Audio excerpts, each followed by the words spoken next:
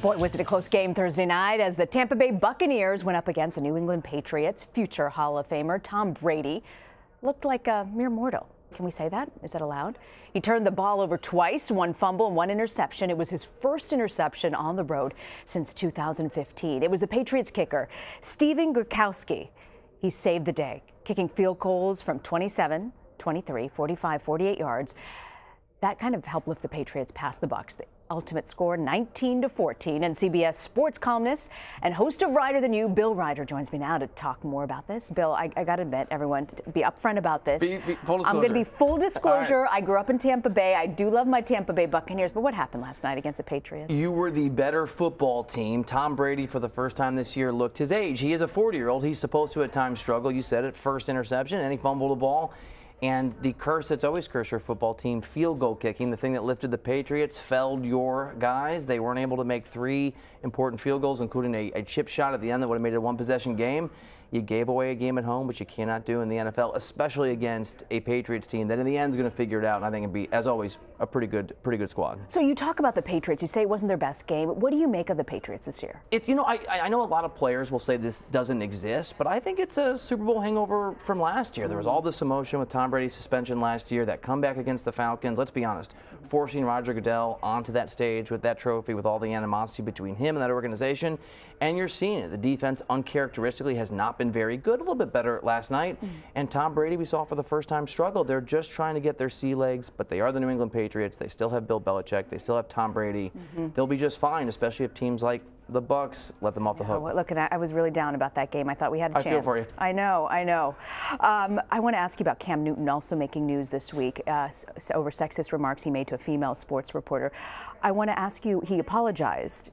Do you think that's enough? Does he recover from this?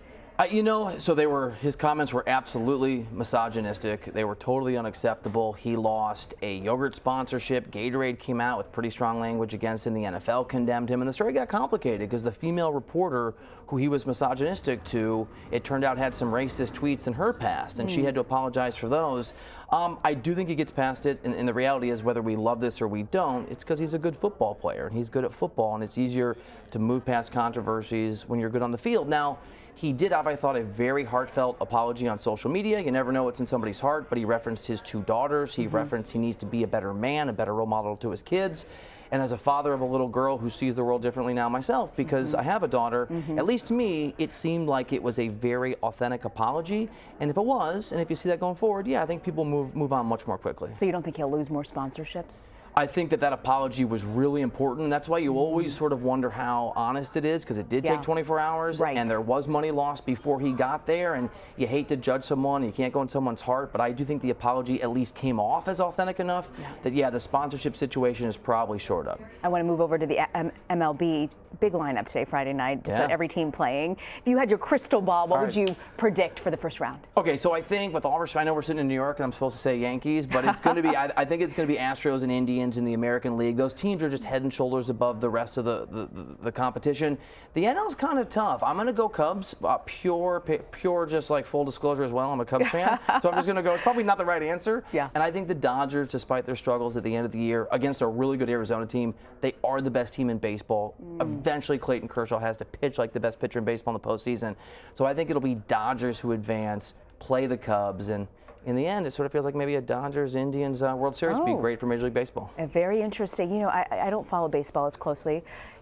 I do love my Cinderella stories in sports. I absolutely love them. Is there a team that you think this year, based on the lineup, that might have a chance and make it that we might not be seeing? The Cubs don't count, right? Because they won a World Series? Yes. All right, so the Arizona Diamondbacks would be a Cinderella story. They had to win the play-in game against the Rockies, but they're actually a sneaky good team. They won more games than the Cubs. They won 93 games. The NL West was really, really good. That is an organization that's turned it around pretty quickly. They've got a great pitching staff. They had the second best offense in the National League, and the Dodgers have a tendency not to live up to expectations in October. If Arizona wins the first few games of that series, or even beats Clayton Kershaw, I think they could get on a roll, and they're good enough to win the whole thing. Bill Ryder, love having you on, Bill. Great being here. Thanks for joining us.